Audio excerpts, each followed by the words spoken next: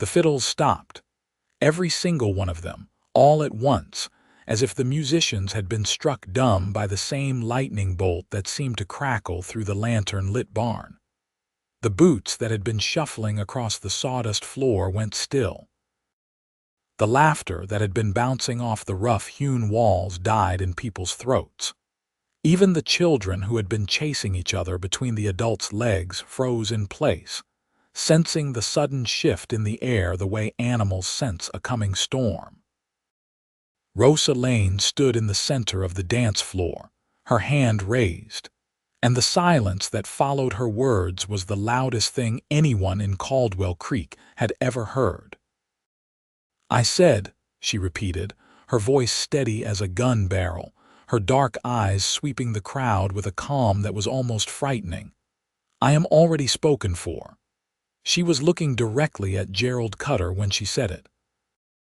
Gerald Cutter, who was the son of the wealthiest cattle baron in 3 counties, who had walked up to her with his chest puffed out like a rooster, and his hand extended like she was a prize he intended to collect.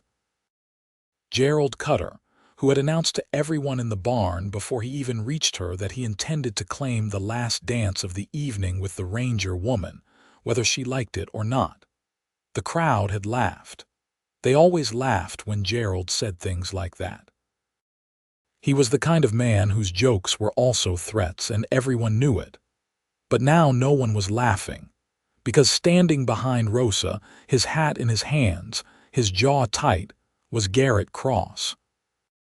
And the expression on his face was something nobody in Caldwell Creek had ever seen before, because Garrett Cross was not the kind of man who wore his feelings where anyone could see them. He was the kind of man who rode in before dawn, did his work, and rode out again without asking for thanks or explanations. He was the kind of man who fixed things quietly and left before anyone thought to ask his name. But right now his face was an open book, and every single person in that barn was reading the same page. Rosa had not looked at him yet. She was still watching Gerald, who had gone the color of old brick, his extended hand slowly dropping to his side. "Spoken for," Gerald repeated slowly, tasting the words like they were poison. "By who?" Rosa finally turned.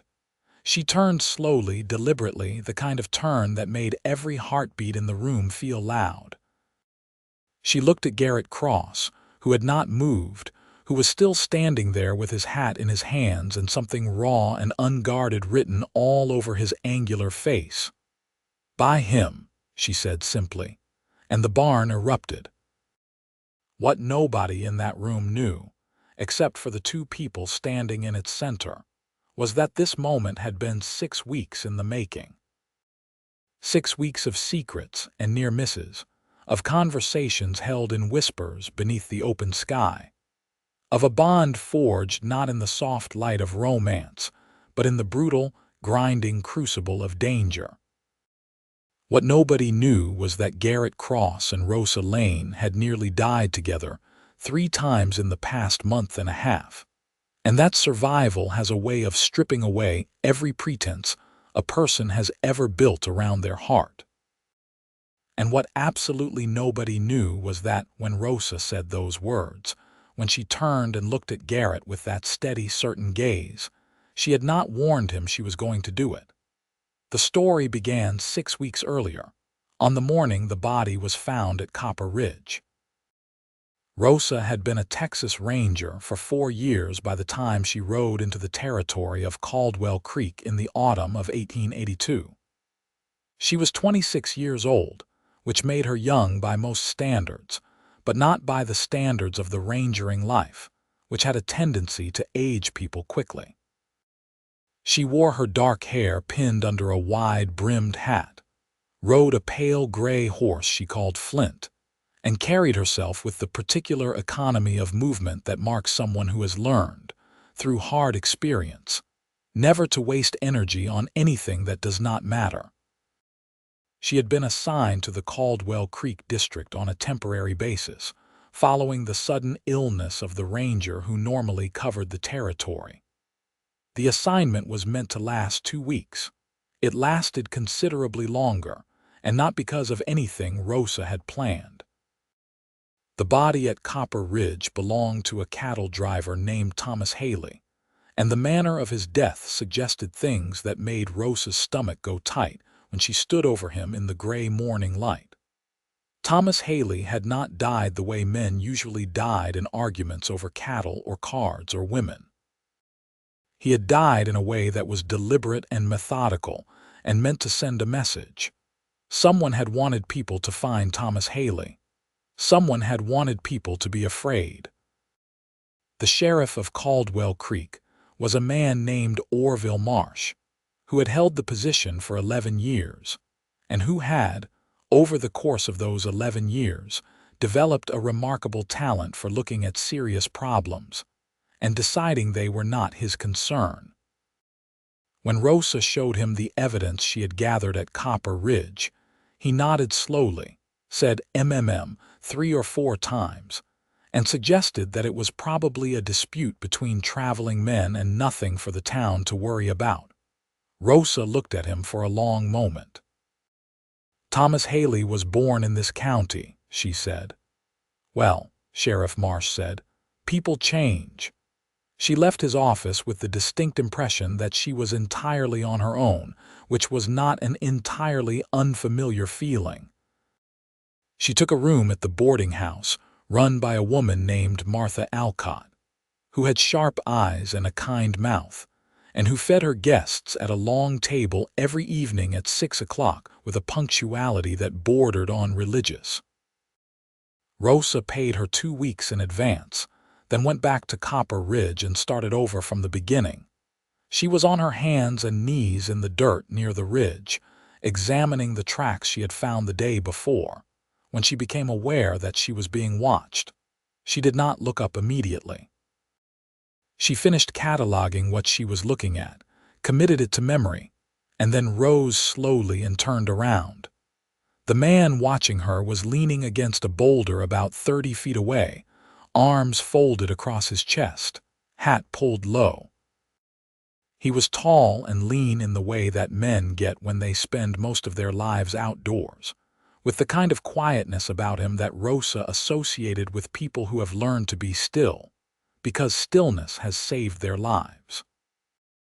He had dark eyes beneath the brim of his hat and a jawline that looked like it had been cut from something harder than ordinary flesh.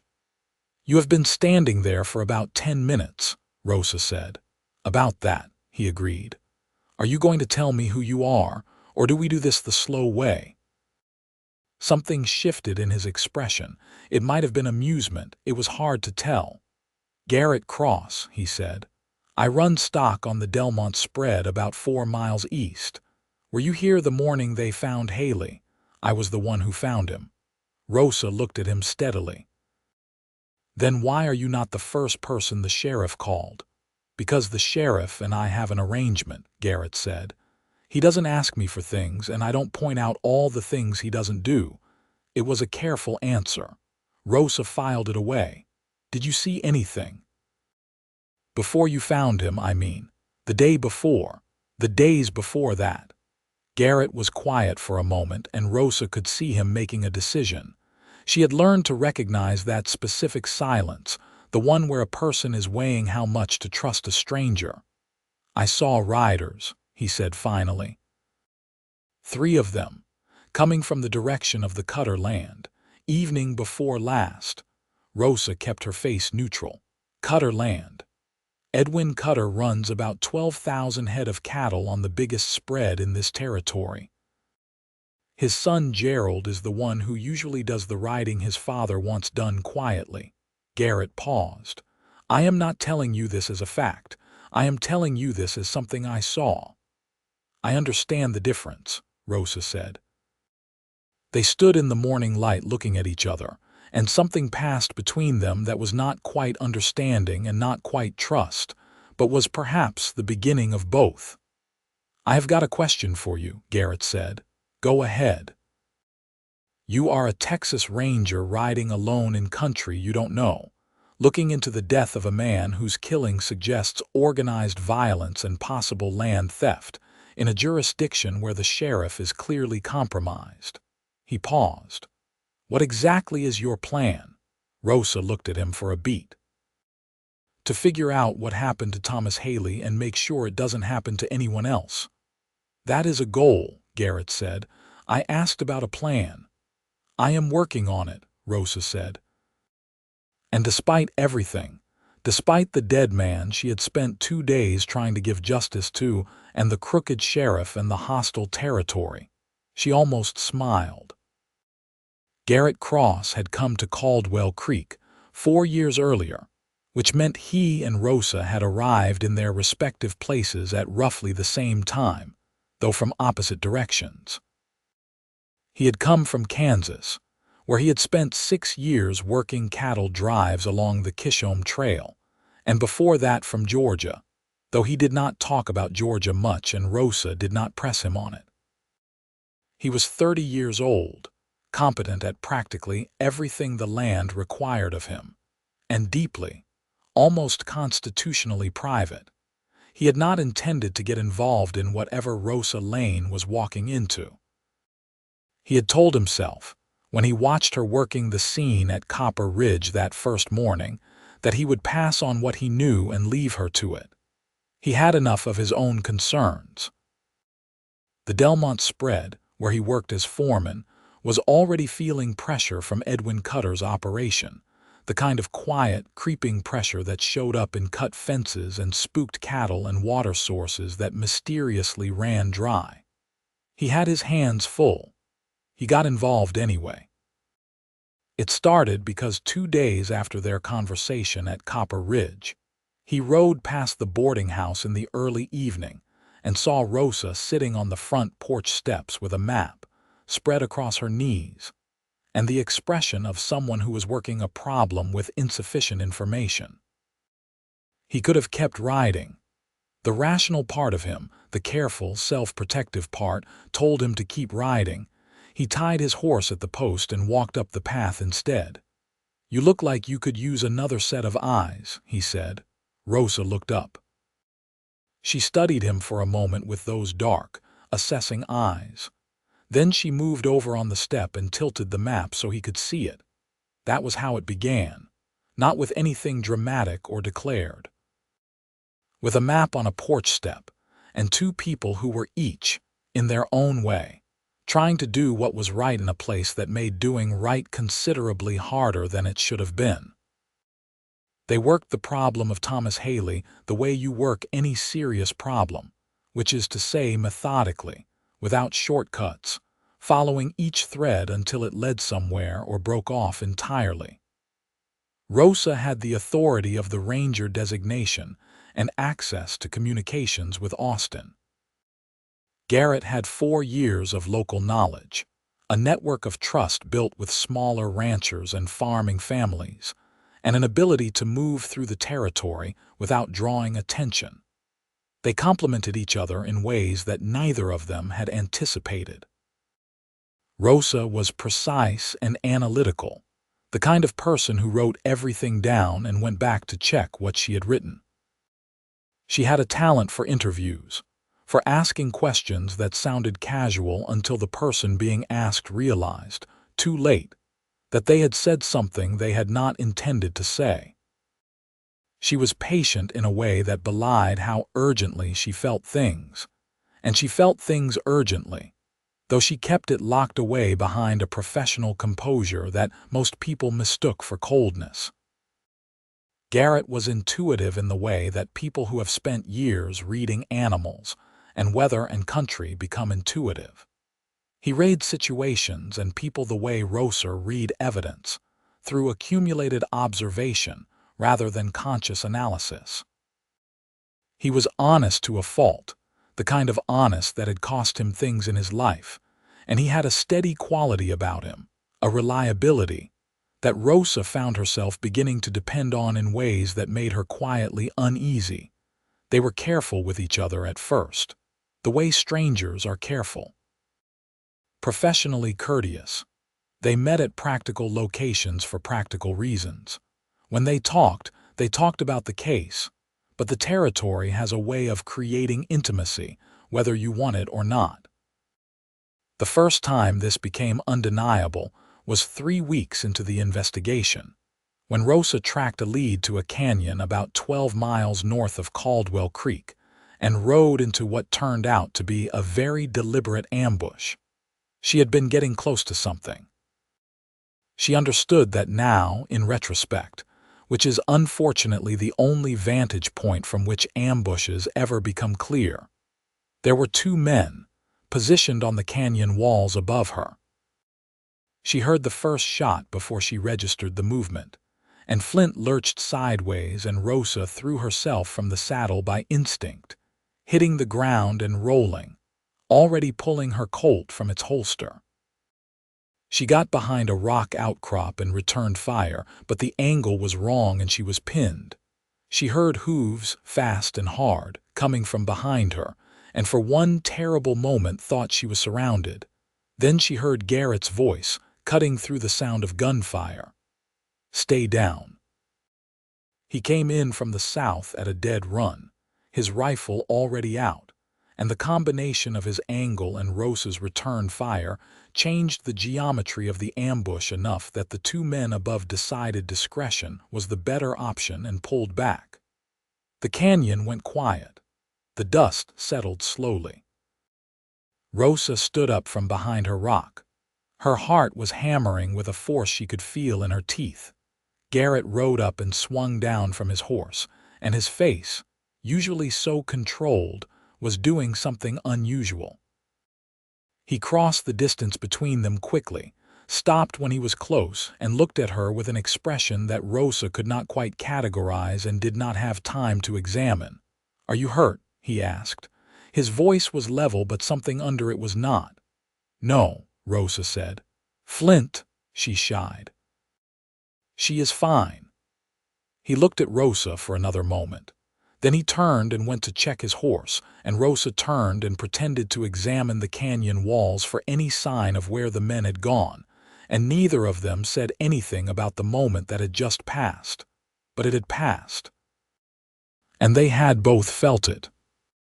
That evening they sat on opposite sides of a campfire they had built at the canyon mouth, because it was too late to ride back, and the country between here and Caldwell Creek was not something either of them wanted to cross in the dark with possibly hostile riders still in the area. The fire crackled between them and the stars were enormous and indifferent overhead. "How did you know where I was going?" Rosa asked. Garrett was quiet for a moment. "I did not. I was following up on something else and came through this way." He paused. "Which means either it was coincidence or whoever set that ambush did not know your pattern as well as they thought. They knew enough. They knew you were getting close." Rosa poked at the fire with a stick. "Close to what is the question? Thomas Haley was not just killed for pleasure. He was killed for a reason. Land, most likely, or water, or both. The Cutter family has been buying up adjacent land for 2 years, Garrett said.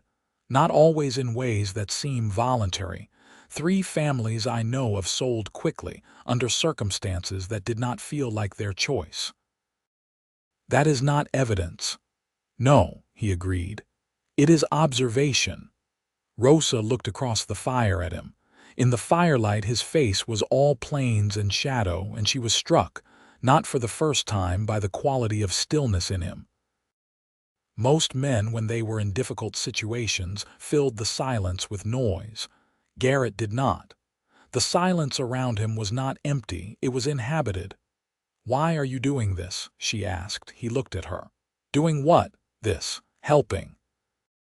You have your own situation with the Cutter operation and your own concerns at the Delmont spread. This is not your problem." Garrett was quiet for a long time. The fire popped. Somewhere in the distance a coyote sent up a long, lonesome arc of sound into the dark. "Thomas Haley had a wife," Garrett said finally. "Had 2 kids. The older one is 9, the younger one is 5. His wife, Clara, she is staying with her sister in town now, trying to figure out what comes next. He paused. I knew Thomas, not well, but I knew him. He was a decent man who worked hard and did not deserve what was done to him. Another pause. That makes it my problem. Rosa looked at him across the fire for a long moment. All right, she said. All right, he echoed. They did not sleep much that night. The situation did not encourage it. But they talked for the first time about things that were not directly related to the case. Not much, and not deeply, but enough for Rosa to understand that there was more to Garrett Cross than she had initially catalogued, and for Garrett to understand the same thing about her. She told him about growing up in the border country between Texas and Mexico, about a father who was a lawman and who had taught her to track and shoot before he taught her to read, about becoming a ranger at a time when that path was not easily open to her, and the things she had done to prove herself worthy of it. He told her about the cattle drives, about the particular freedom and particular hardship of that life. He talked about the territory and the people who had made it their home before the ranchers arrived, and Rosa could hear in his voice a fairness about it that was not common. He did not flinch from the injustice of what land expansion had done to people who had been on that land for generations before cattle barons like Edwin Cutter decided it was theirs to take. Rosa had seen those injustices herself, had been ordered more than once in her rangering career to enforce laws that protected the powerful at the expense of everyone else. She had navigated that with the kind of carefully maintained moral arithmetic that cost her sleep sometimes. It was one of the things she carried. By the time they rode back to Caldwell Creek the next morning, something had shifted between them. Nothing had been said. Nothing had been declared. But the quality of the silence between them was different, and they both knew it. The investigation deepened over the following 2 weeks in ways that became increasingly dangerous. The picture that emerged was uglier than even Rosa had initially suspected. Edwin Cutter was not simply a man who wanted more land. He was running a systematic operation of intimidation and forced displacement, using a combination of legal manipulation, financial pressure, and what amounted to organized violence to consolidate his control over the most productive land and water sources in the territory. Thomas Haley had been targeted because he had found evidence of fraudulent land filings and had made the mistake of saying so to the wrong person. Gerald Cutter, Edwin's son, was the operational arm of this. Gerald was 28 years old, physically impressive, and possessed of the particular moral vacancy that results when someone grows up being told they can have anything they want. He was the one who directed the men. He was the one who had given the order about Thomas Haley. Rosa was increasingly certain of this, though certainty and legal evidence were, as she knew too well, not the same thing. Gerald was also the one who had developed an unwanted interest in Rosa. It had started simply enough, the way these things usually started, with the assumption that a woman alone was a woman available. Gerald had ridden past her twice in town, tipping his hat with a smile that was more provocation than courtesy. He had made a point of being present at the general store on 2 occasions when she was there, standing too close, speaking too loud, performing his interest for whatever audience was present. Rosa had dealt with men like Gerald before. She was precise and cold in her responses, delivering absolute clarity without providing enough of a reaction to feed whatever he was looking for. This usually worked. With Gerald Cutter, it seemed to have the opposite effect. Her indifference appeared to be an affront he felt required to address.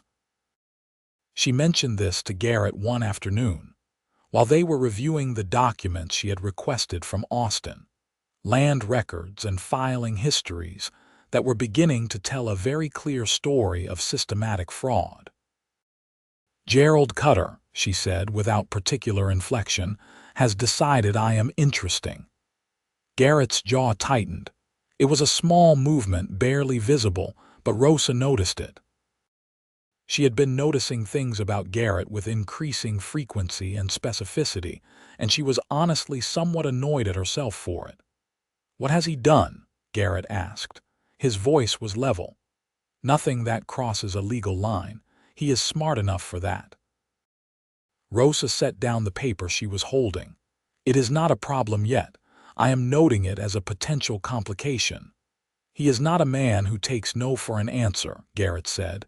There was something in his voice now that was not quite professional concern. "He has a history with it." "I know." "Then you know it could become more than a complication." Rosa looked at him directly. "I am a Texas Ranger, Garrett. I am capable of managing." "I know what you are capable of," he said quietly. "That is not what I am saying." They looked at each other for a moment, and something moved through the space between them that neither of them was ready to name. "I know what you are saying," Rosa said after a pause. "Thank you."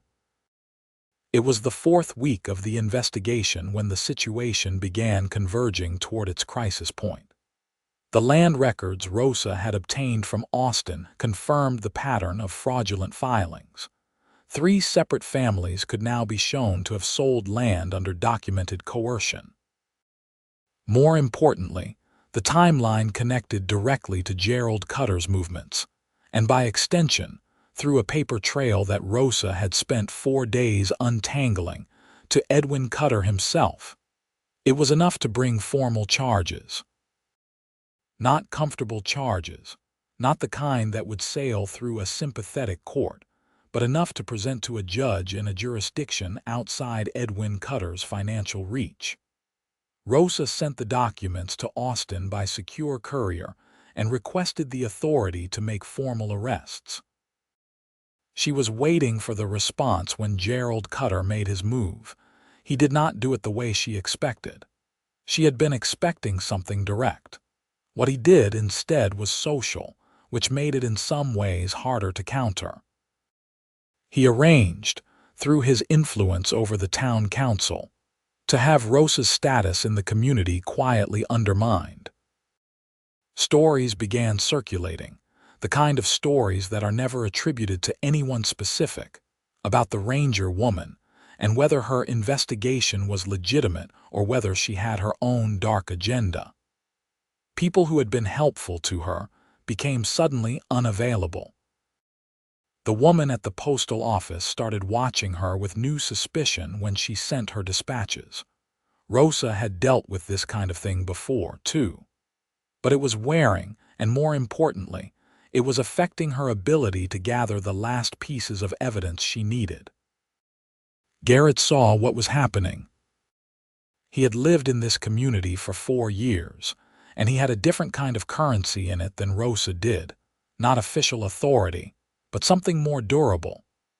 The trust that had been built through 4 years of showing up, doing good work, being honest about hard things.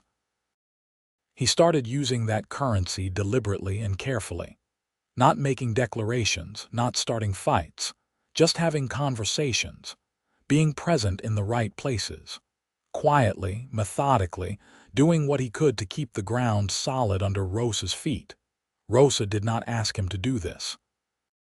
She found out he was doing it when Martha Alcott, the boarding house proprietress, mentioned one evening at supper that Garrett Cross had spoken to the town council's 2 most reasonable members about the legitimate authority of Ranger investigations. Rosa set down her fork. "He said what?" she asked. Martha looked at her with those sharp, kind eyes. "He spoke up for you, dear. I thought you knew." Rosa did not know, and the fact that she did not know meant he had done it without telling her, without expectation of recognition or reciprocity, simply because he thought it needed doing. She found him at the Delmont spread the next morning, repairing a section of fence in the early light, and she rode up and dismounted and looked at him with an expression she was not fully in control of. "You spoke to the council members," she said. Garrett kept working the fence for a moment, then straightened and looked at her. He did not pretend he did not know what she was talking about. "Yes. Why didn't you tell me?" "Because I was not doing it for you to know about," he said simply. "I was doing it because it needed doing." Rosa stood there looking at him. The morning light was long and gold behind him, and somewhere down in the grass, a meadowlark was singing, and the sum of everything she had come to know about this man over the past 4 weeks was pressing against the inside of her chest with a weight she was increasingly unable to ignore. "Garrett," she said. "Rosa," he said. At exactly the same moment, they stopped. The meadowlark kept singing. "I need to say something to you," Rosa said, and her voice was very careful, the way her voice got when she was navigating something that could go in more than one direction, and she was choosing which way to take it. "I think you are the finest person I have encountered in a very long time. And I think this situation is too complicated for me to act on that as directly as I would otherwise want to." The words fell into the morning air between them. Garrett looked at her for a long time. There was something in his face, something real and unguarded that she had only seen glimpses of before. He took a slow breath. "How long do you need?" he asked. "Until this is resolved," she said. "Until the arrests are made and the people this was done to have something like justice. After that," she stopped. "After that, I think we should have an honest conversation." "All right," he said. "All right," she repeated. They both knew without saying it that what had just been agreed to was also a declaration of sorts, the most careful, most measured kind, but real. It was 3 days after this conversation that the town dance happened. The autumn dance was an annual tradition in Caldwell Creek, held in the largest barn in town, and attended by essentially everyone in the community, regardless of station. It was the kind of event that the territory had evolved as a form of social cohesion, a deliberate construction of shared celebration in a landscape that otherwise provided little reason for one. People dressed in whatever was finest in their wardrobes. The musicians tuned up and played until their fingers ached, and for one evening the ordinary hardships of the land were set aside. Rosa went, because not going would have created professional complications. Her presence in the community had value, and she understood how to be present strategically. She wore the closest thing she had to a dancing dress, which was a dark blue wool skirt and a white shirtwaist that was at least not obviously a working garment, and she pinned her hair up with the 2 hairpins she owned, and accepted that this was the best she could manage. She had not expected to see Garrett there. He was not, she had learned, a man who sought social occasions. But he was there, standing near the far wall with the 2 other Delmont Ranch hands, wearing a clean dark coat that she had not seen on him before. And when he saw her come in through the barn door, something happened to his face that he did not fully succeed in controlling. Rosa looked at him from across the barn. He looked back at her. Neither of them moved, and yet something moved between them anyway. She had been there for perhaps 20 minutes, accepted a cup of cider from Martha's daughter, exchanged pleasantries with 3 people who were being pointedly pleasant at her, in a way that suggested Garrett's work with the council members had taken some effect when Gerald Cutter walked in. He arrived the way he always arrived, like a man who expected the room to rearrange itself around him. He was dressed well, hat in hand, and he scanned the room with the casual authority of someone who has never had cause to question whether he belonged at any gathering. His eyes found Rosa within moments. She watched him make his calculation. She saw the decision form on his face before he took his first step toward her, and she thought, with a clarity that surprised her, "I am not doing this tonight." Not the patient, measured, professional management of an unwanted advance. Not the careful deflection designed not to create ripples. Not tonight. Not in this room full of people who needed to see that Gerald Cutter's reach was not unlimited. Not with the documentation already on its way to Austin and the whole situation balanced on a knife's edge. Gerald moved through the crowd toward her, and Rosa turned, and her eyes found Garrett across the room, and she began walking toward the center of the floor. Gerald reached her at the same moment she stopped, right in the middle of the dancing space as the song was ending and the musicians were settling into the pause between pieces. He extended his hand. He was smiling. Around them, people were watching, because Gerald always had an audience and he preferred it that way. "I believe I get the next dance," he said loudly enough that everyone nearby could hear. And Rosa raised her hand, not to take his, but in the way that says stop, and looked him in the eye, and said in a voice that was clear and carrying and absolutely, unmistakably certain, "I am already spoken for." The fiddles had stopped. The silence landed like a stone dropped into still water, sending ripples outward in every direction. Gerald's smile did not disappear immediately. It took a moment, working through the stages of disbelief and then genuine fury, to land on something harder and colder. "Spoken for," he repeated. "By who?" Rosa turned. She looked at Garrett Cross standing 15 feet away with his hat in his hands, his face doing something she had never seen it do before. "Open. Completely, utterly open. By him," she said. The barn erupted. The sound that went up from the crowd was the sound of a social earthquake. Voices colliding, exclamations, the rustle and shift of people turning to look at one another, and then at the three people at the center of the room. Martha Alcott, Rosa would learn later, actually pressed her hand to her mouth. Several of the younger women in the crowd grabbed each other's arms. Gerald Cutter looked at Garrett Cross with an expression that was pure rage, barely covered by the thin social skin of a man who has never been refused in public. "Cross," he said. "Just the name. The way a warning sounds when someone strips all the courtesy out of it." Garrett walked forward. He did not walk quickly or aggressively. He walked with the measured certainty of a man who has made a decision and is carrying it through, and he stopped beside Rosa and looked at Gerald Cutter and said quietly, in a voice that the whole room could nonetheless hear, "You heard her." The two men looked at each other for a long moment. Everyone in the barn was holding their breath, and Rosa was aware of the fragility of this moment, the way it could tip in several directions. Violence was one of them. She had her hand near her holster out of professional habit, though she hoped profoundly not to need it.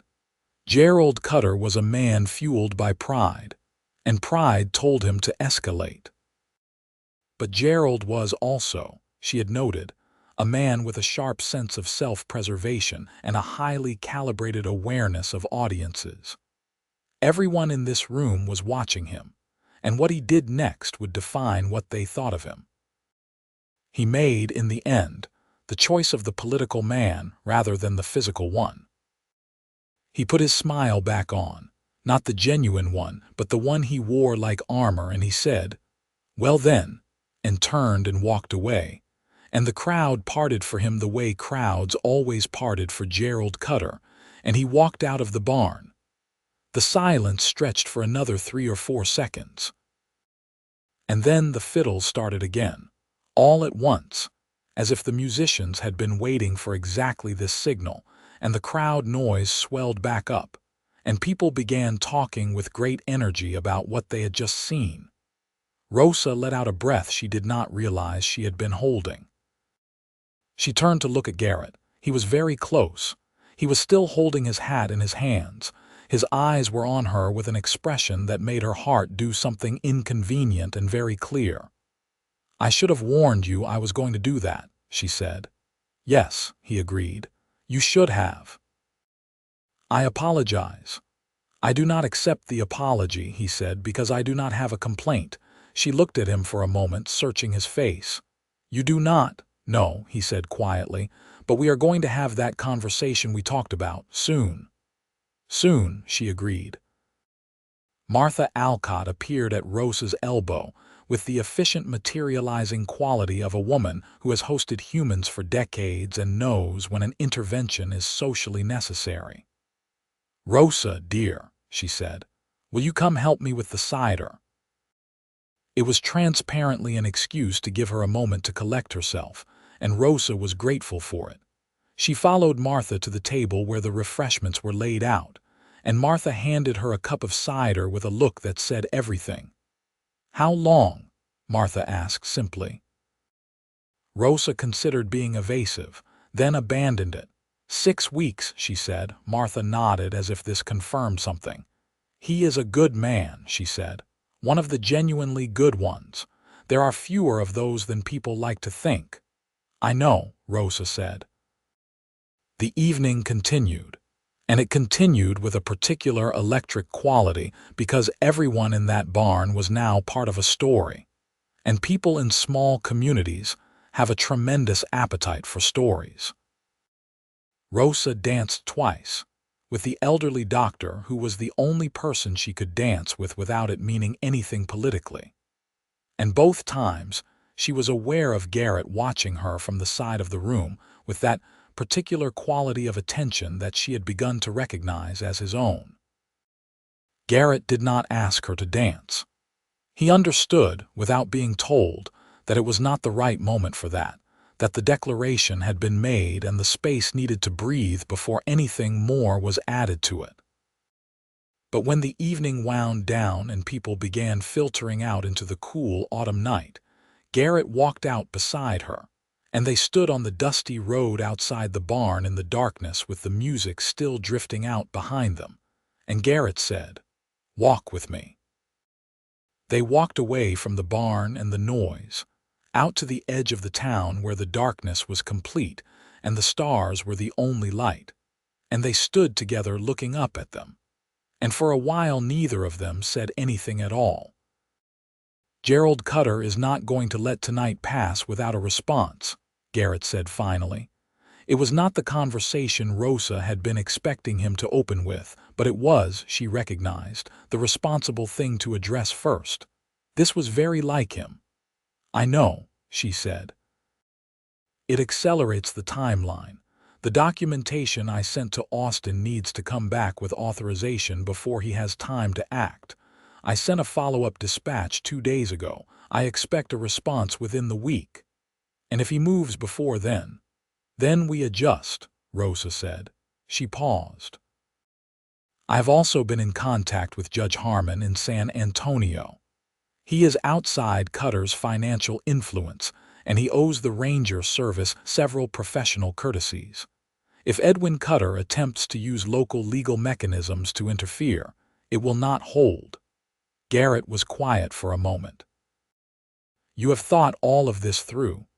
"It is what I do," she said. "I know." Another pause. "Rosa."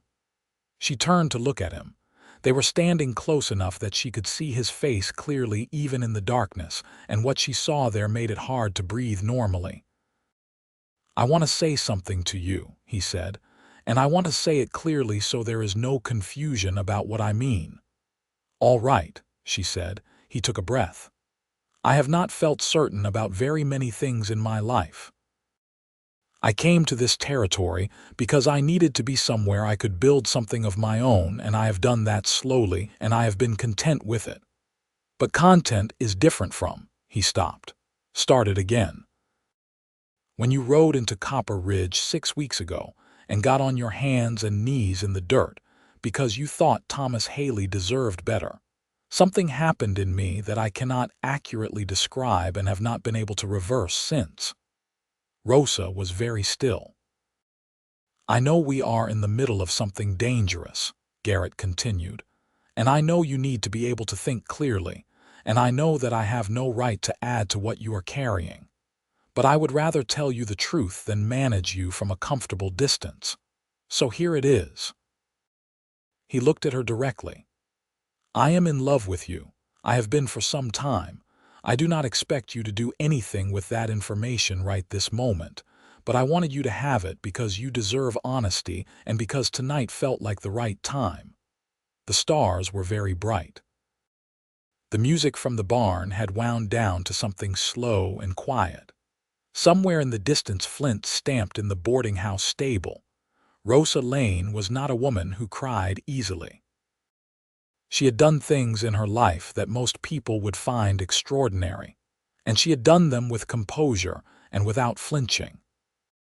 But standing in the dark with Garrett Cross looking at her with that open, honest, careful face, she felt something give way inside her chest that she had not known was rigid. "I am in love with you too," she said, simply, directly. I have been conducting a losing argument with that fact for approximately 3 weeks. Something happened to Garrett's face that she had never seen before. It was not exactly a smile. It was something deeper than a smile, something that started from inside and came outward, and it transformed him completely. 3 weeks, he said. I wanted to time it differently, she said. I wanted to wait until this was over. Why? Because loving you makes it harder to be objective, she said. And I need to be objective. He reached out slowly, carefully, and took her hand. Her hand in his felt like something that had always been true and had only just been spoken aloud. You can be both, he said. You are both. She looked at their hands, then up at him. When this is over, she said, I want to have that whole conversation we have been putting off. Every part of it, he agreed. They stood there in the dark, holding hands, not needing anything more than that for the moment. And Rosa thought, with a clarity that had nothing to do with cases or evidence or legal authority, this is exactly where I am supposed to be. The response from Austin arrived 6 days later, and it arrived with more weight than Rosa had been expecting. Not just authorization for the arrests, but a full investigative commission and a second ranger for backup. A man named Samuel Cole, who rode in on a Tuesday morning looking dusty and capable and extremely unhappy about the distance he had covered. Rosa met him at the edge of town with the full briefing already organized in her head. You look like you have been running this alone for 6 weeks, Samuel said, by way of greeting. I have had help, Rosa said. From the town, from one person in the town. Samuel looked at her for a moment in the particular way that rangers looked at each other when they wanted to communicate something that was not in the report. Then he said, Show me what you have got. She showed him. The land records, the fraudulent filings, the timeline of coercion, the connection between Gerald's movements and the night Thomas Haley died, the financial records that linked Edwin Cutter's legal operations to the money that had funded the entire enterprise. It was thorough. It was meticulous. It was the work of 6 weeks of dangerous, careful effort. Samuel was quiet for a long time looking at it. This will hold, he said finally. This will hold even in a hostile court. I know, Rosa said. When do we move? Tomorrow morning, she said. Before they have time to react to your arrival. The arrests were made at first light the next morning. Edwin Cutter was taken at his ranch house while he was still at the breakfast table, and Rosa watched his face go through several different kinds of reckoning as he understood what was happening. Gerald Cutter was taken in town, at the saloon where he had spent the night, and he was not quiet about it, but he was taken. Rosa had notified Sheriff Marsh the night before, not as a courtesy, but as a legal obligation, and Marsh had looked at her with the expression of a man watching a game he had bet on go wrong. He did not interfere. Whatever arrangement he had with the Cutters, it apparently did not extend to obstructing Texas Rangers in the execution of authorized warrants. The transfer to San Antonio took 3 days. Judge Harmon received the case with the professional seriousness it deserved, and Rosa sat in a wood-paneled office and gave her account of the investigation from the beginning. and the judge listened without interruption and asked precise, intelligent questions. 3 weeks later, Edwin Cutter was charged with fraud, extortion, and conspiracy in the death of Thomas Haley. Gerald Cutter was charged with Thomas Haley's murder, with the coercion of 3 families, and with the assault on an officer of the law, that last charge arising from the ambush at the canyon 6 weeks earlier. Both were remanded into custody awaiting trial. When Rosa rode back into Caldwell Creek with the news, she found Garrett waiting at the edge of town. She was not surprised. She had sent a brief dispatch from San Antonio, and she had come to understand over the past 2 months that Garrett had a particular talent for being in the right place at the right time, or perhaps more accurately, he paid attention and then acted on what he learned. She pulled Flint to a stop in front of him. He looked up at her from the ground, and she looked down at him from the saddle, and the autumn light was very clear and cold and beautiful. "It is done," she said. "I know," he said. "Come down from there." She swung down from the saddle, and he caught her, not because she needed catching. She had been getting on and off horses her entire life, but because he reached for her and she let him. And then she was on the ground, and his arms were around her, and her face was against his chest. And the entire 6 weeks of it, the danger and the careful distance and the controlled composure, came out of her in a long, slow exhale. He held her, without saying anything, for as long as she needed. When she stepped back, she looked at him, and he looked at her, and both of them were aware that the careful boundary they had been maintaining for 6 weeks was gone, that there was nothing between them now except the truth of what they had already told each other in the dark outside the barn. "That conversation," he said. "Yes," she said. "Not here," he said. "Come to the ridge. Come tonight when the light is good." She went. The ridge east of the Delmont spread had a view that Rosa had visited twice before in the course of the investigation and thought about many times since. It was the kind of view that the West produces in its great, indifferent generosity. The kind of view that makes you understand why people came here despite everything hard about it. Miles and miles of land rolling out under a sky that went on forever, the late sun turning everything gold and amber, the shadows long and rich in the draws.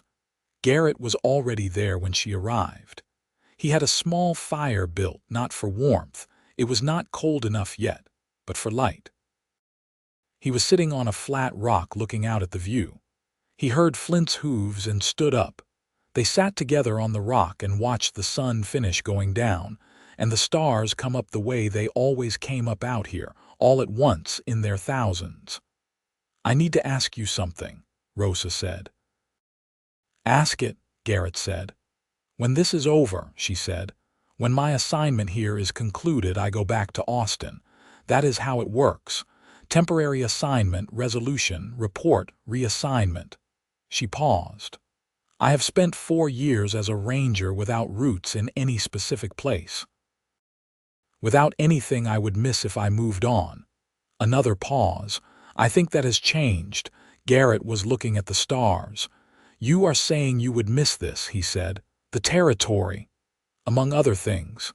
He turned to look at her. "Among what other things?" She met his eyes. "You know what other things, Garrett."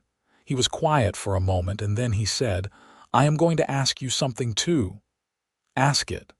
"If you had the choice," he said, "between the life you have been living and a different one that was not without risk or difficulty, because this country does not permit that, but one that had roots in it and a place and someone who," he stopped, began again, "someone who would choose you first, every time, without conditions."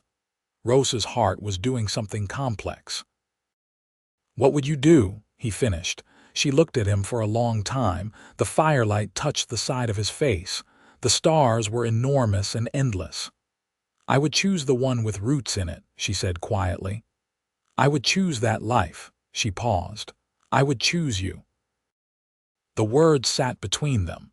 simple and permanent as anything said in this landscape. Garrett Cross was not a man who moved quickly in emotional territory. He had learned, through the experience of his life, that the things you rush break, and the things you are careful with endure. But he reached out and cupped her face in his hands with a gentleness that was completely at odds with everything hard in the landscape around them. And he looked at her with those dark eyes that she had been reading for 6 weeks and learning to love, and he said, "Then we build it together." He kissed her, and she kissed him back, and the fire burned down beside them, and the stars turned slowly overhead, and neither of them noticed.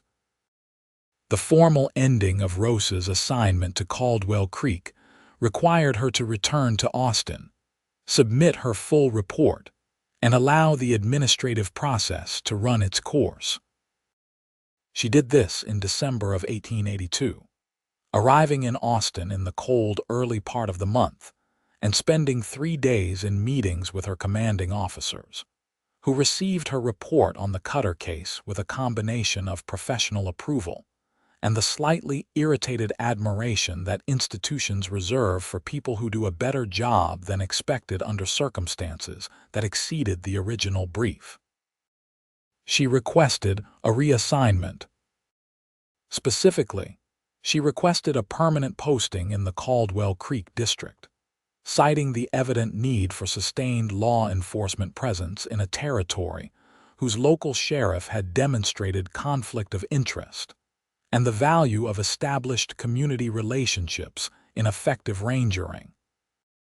Her commanding officer, a man named Patterson who had known Rosa since she first tested for her commission, looked at her across his desk for a long moment when she made this request. "You want a permanent post," he said. "You have been requesting variety in your assignments for 4 years." "I have found reason to prefer a specific location," Rosa said. Patterson looked at her with eyes that had seen a great many rangers come through his office over a great many years. He said nothing for a moment.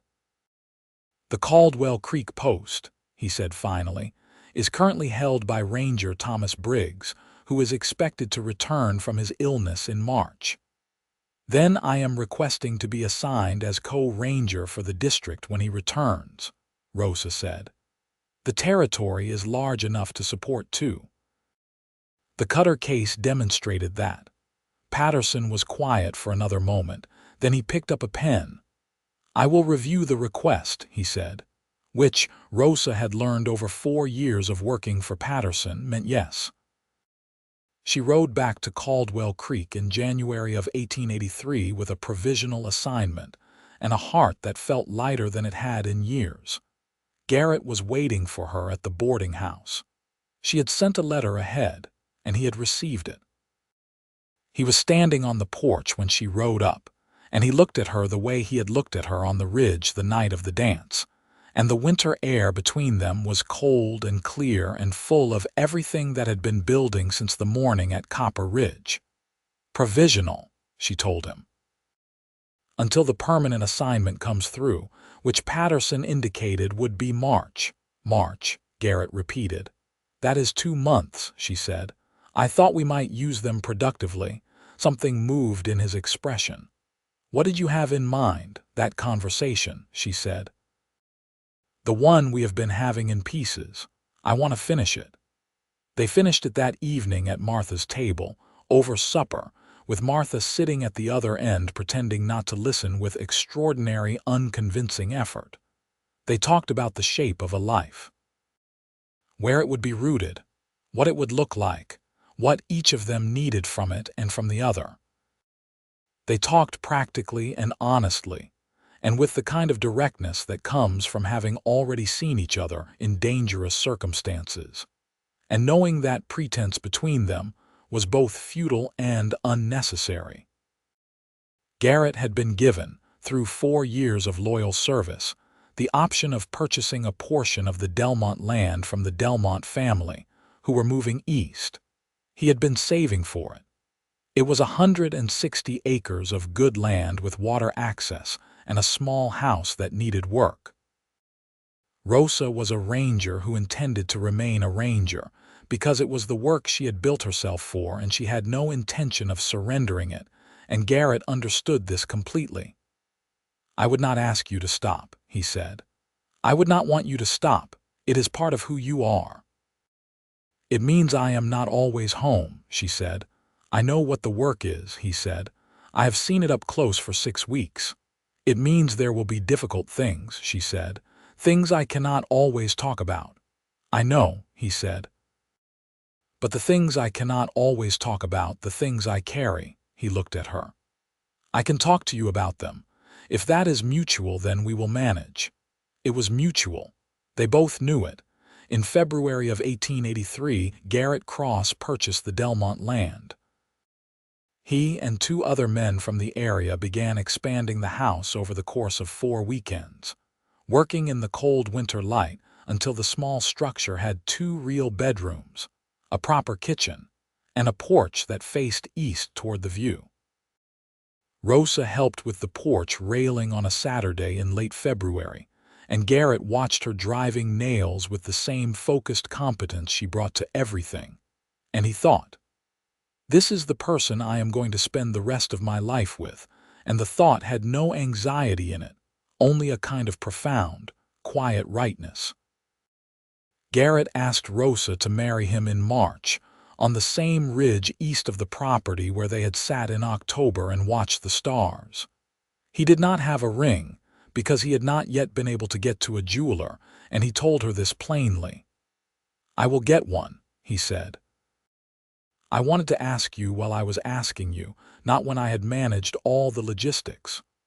Rosa Lane, Texas Ranger, looked at him in the evening light of March and said, "Yes," without hesitation. They were married in May of 1883 at the small church in Caldwell Creek, in a ceremony that was attended by practically everyone in town, because practically everyone in town had, by that point, a personal investment in the outcome of their story. Martha Alcott wept openly and without embarrassment. Samuel Cole, who had ridden back from Austin specifically to attend, stood as Garrett's witness. Clara Haley, Thomas Haley's widow, came with her 2 children, and Rosa had made a point of inviting her because it felt important that the person for whom this work had begun was present when something good came out of it. Rosa wore a dress of blue cotton that she had purchased from the milliner in town, and which was nothing like any dress she had ever owned before, and she thought she probably looked more comfortable on horseback. But the look on Garrett's face when she walked into the church dismantled any remaining self-consciousness entirely. The ceremony was simple and real, said in plain words by the minister. And when Rosa said, "I will," and Garrett said, "I will," both of them meant it with the particular conviction of people who have thought carefully about what those words contain. The trial of Edwin and Gerald Cutter concluded in June of 1883 in San Antonio, with verdicts that Rosa traveled down to hear in person. Edwin Cutter was convicted of fraud and conspiracy and sentenced to 7 years of imprisonment. Gerald Cutter was convicted of the murder of Thomas Haley and the assault charges connected to the Canyon ambush, and received a sentence that meant he would not be riding the territory again for a very long time. Rosa sat in the courthouse and listened to the verdicts come down, and she thought about Thomas Haley's 2 children, 9 and 5, growing up in a world where at least this piece of justice had been done for their father. She rode back to Caldwell Creek with a quiet that was different from the quiet of unresolved things. It was the quiet of completion. When she got home, Garrett was in the kitchen, which was a thing she was still getting used to in the best possible way, the fact of a home and someone in it, the ordinary, extraordinary pleasure of daily life shared with another person. He looked up when she came in, and he read her face the way he had learned to read it, which was with an accuracy that sometimes startled her. "Guilty," he said. "Both of them," she said. He crossed the kitchen and held her, and she leaned into him, and the evening light came through the window over the wide, gold, endless land, and for a long time they just stood there together. The post office delivered a letter the following week that made Rosa laugh out loud, a thing that had been happening with increasing frequency since May. It was from Patterson in Austin, formally confirming her permanent assignment to the Caldwell Creek district, and noting, with the dry brevity that was his signature style, that the district had seen considerably more resolved cases in the past year than it had in the previous 5. Ranger Thomas Briggs, it turned out, had decided not to return from his illness-related leave, preferring to take up farming nearer to his family in the east. Patterson had paired Rosa with a new ranger named William Vance, who arrived in July and proved to be a quiet, competent young man of 23 who was initially somewhat intimidated by Rosa and subsequently became an effective working partner. Rosa worked her territory with the same methodical seriousness she had always brought to it, but with a home base now, a place to return to, a person who knew where she was going and when to expect her back. It changed the work in ways she had not anticipated and felt she ought to have anticipated, because everything is different when you have something to come home to. The year moved through its seasons. The land around Caldwell Creek, freed from the shadow of the cutter operation, began to breathe again. The 3 families who had been coerced into selling their land initiated legal proceedings to recover it, a process that Judge Harmon handled with the same careful precision that had characterized the original trial. By the end of 1883, 2 of the 3 families had their land back. The 3rd received a settlement that allowed them to start again in adjacent territory. Clara Haley, Thomas's widow, used some of the settlement money to open a small seamstress business in town. Rosa went to her first fitting with a certain amount of misgiving about her own relationship to domesticity, and came out with a shirt that fit better than anything she owned, and a friendship with Clara that would last for many years. Garrett built a fence around the south pasture in the fall, replacing what had rotted, and began acquiring a small herd of his own, separate from the Delmont animals he managed. He was building something. He had been building something since long before Rosa arrived, but now he was building it differently, with a future in mind that had a specific shape. In November of 1883, Rosa told Garrett she was expecting a child. She told him in the kitchen in the morning, with coffee in her hands, and she watched his face very carefully while she said it. She had been watching it in her own mind for several days, running through the possible versions of this conversation, because she knew what this would mean for the work, and she had not fully resolved how she felt about it herself. Garrett's face did something extraordinary.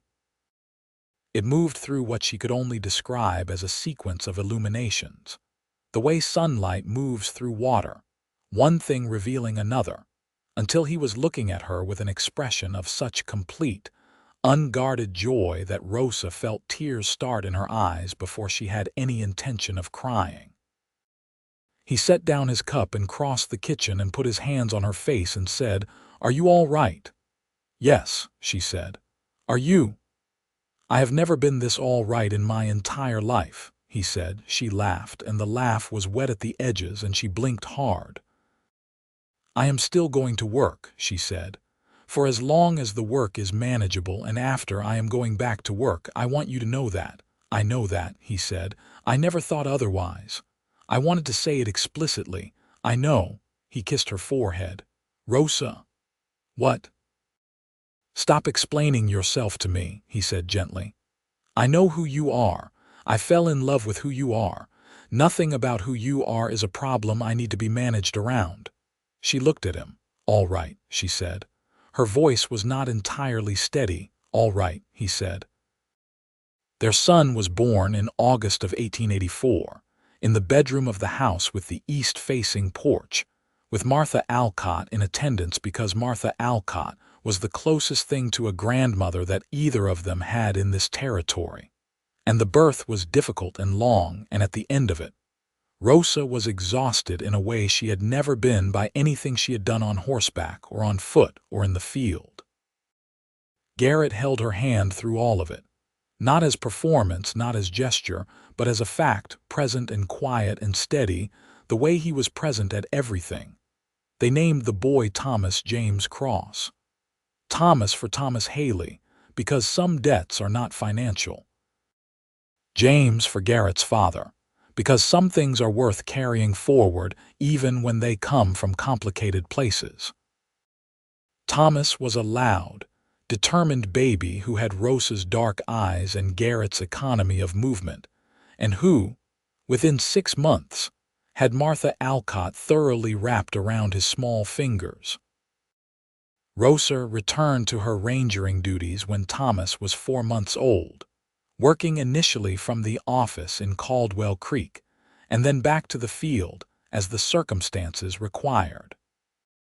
She and Garrett had by this point developed the complex domestic negotiation that sustains working families in hard country, a shifting arrangement of responsibilities and coverage that was rarely perfectly balanced and was always good enough.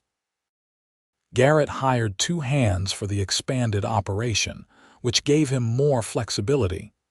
He was present. He was the kind of father who got up in the night and who learned the specific geography of a small person's fears and comforts with the same careful attention he brought to learning land and weather. When Thomas was 18 months old, Clara Haley remarried to a farmer from the north part of the territory, and Rosa attended the wedding with Thomas on her hip and felt something resolve fully in her chest about what had been accomplished. Thomas Haley's children had not stopped grieving their father, and they never entirely would, but they were growing up in safety and in love, and that was something real. The territory itself changed over the years that followed, slowly but in ways that were visible to anyone paying attention. The ranger presence in the district became more established, more respected. Sheriff Marsh retired in 1885 and was replaced by a man named Howard Prout, who was competent and honest, and who Rosa found she could actually work with. The small ranchers and farming families who had spent years under the shadow of the Cutter operation began to build in a different way once that shadow was gone, not without hardship, because the land and the time were not gentle, but with a solidity that had not been there before.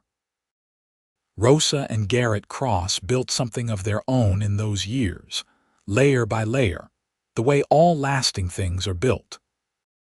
They argued sometimes, because both of them were strong-willed and direct, and believed in saying the truth out loud.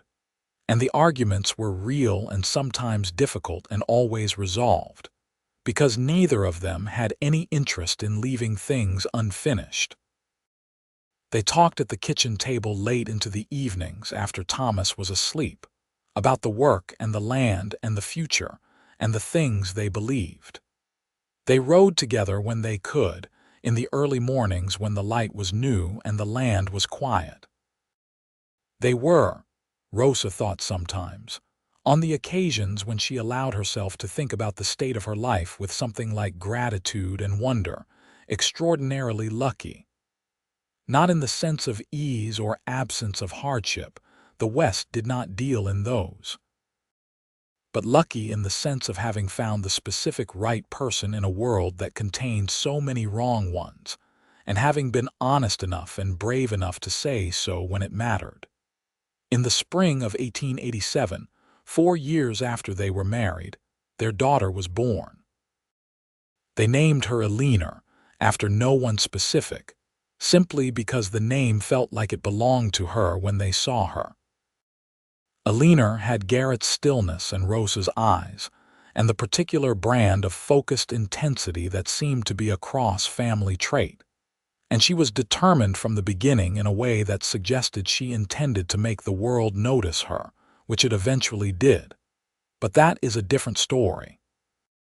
Thomas was 3 when Alina arrived, and he received his sister with the cautious generosity of a small person who has not yet decided how to feel about the situation, which resolved within 2 weeks into an attachment of the kind that lasts through entire lifetimes.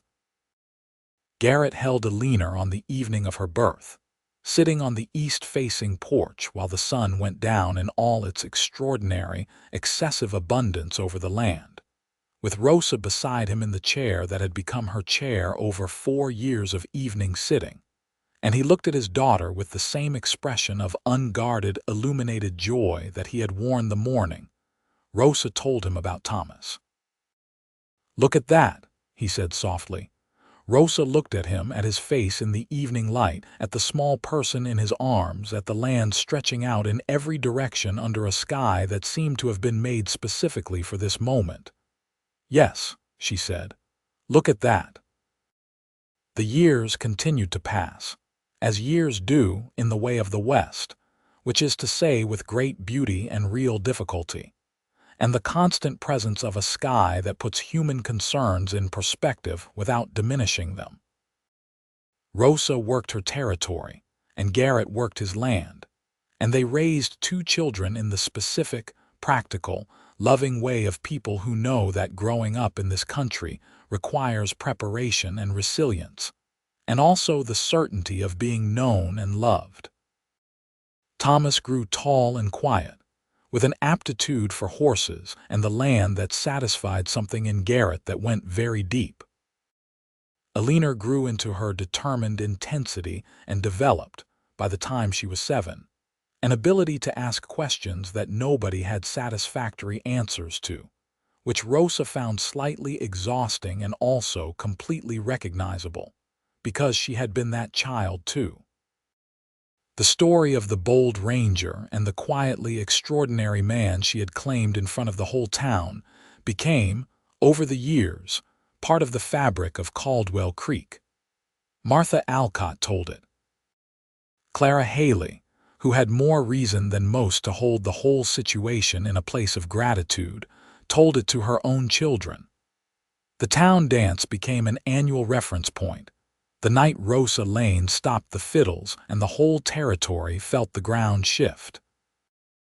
Rosa herself was asked about it, over the years, by young women and by young rangers coming through the district, people who had heard some version of the story and wanted to know how she had been so certain, how she had known what she knew in that moment, how she had found the courage to say it out loud in a room full of people when everything was uncertain. She thought about it carefully the first time someone asked her, because Rosa Lane Cross was not a woman who gave unreflective answers. "I was not certain about everything," she said finally. "I was not certain how it would land or what it would cost or what would happen after. But I was certain about him, and I knew that certainty was rare enough to be worth protecting, even at a cost." The person who asked this wrote it down, which Rosa had not expected and did not particularly discourage. Garrett, when this was reported to him, looked at Rosa across the kitchen table with that expression that she had been reading for 5 years by then and knew as well as she knew her own hand. "That is exactly what you said," he told her. "I know," she said. "You said it better the first time." "When was the first time?" He looked at her. "On the ridge, October 1882. You said I would choose the one with roots in it." Rosa looked at him for a moment. "You remember the exact words," she said. "I remember everything you have ever said to me," he told her simply. "I have been paying attention from the beginning." She reached across the table and took his hand, the way she had taken his hand that first time in the dark outside the barn, and he held it with the same warmth and certainty he had held it then. And the kitchen was full of the smell of supper and the sound of Thomas and Alina somewhere in the yard, and the evening light was coming through the window in long, gold, beautiful lines. In the town of Caldwell Creek, in the territory of the American West, in the last 2 decades of a century that had done extraordinary and terrible and beautiful things to this landscape and the people who lived in it.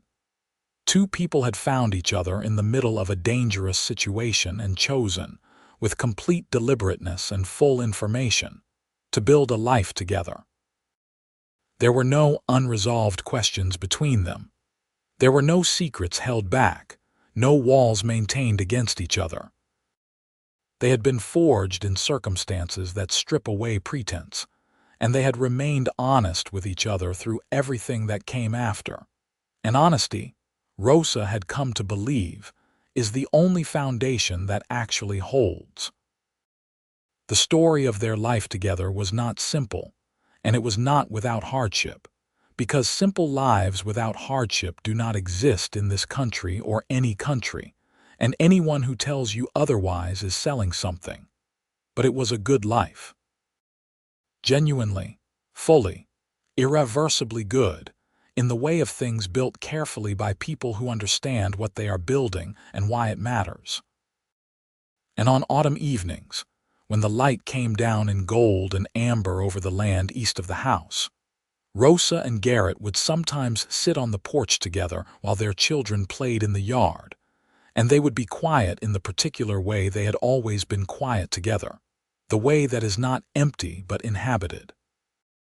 And in that quiet, everything that mattered was already said.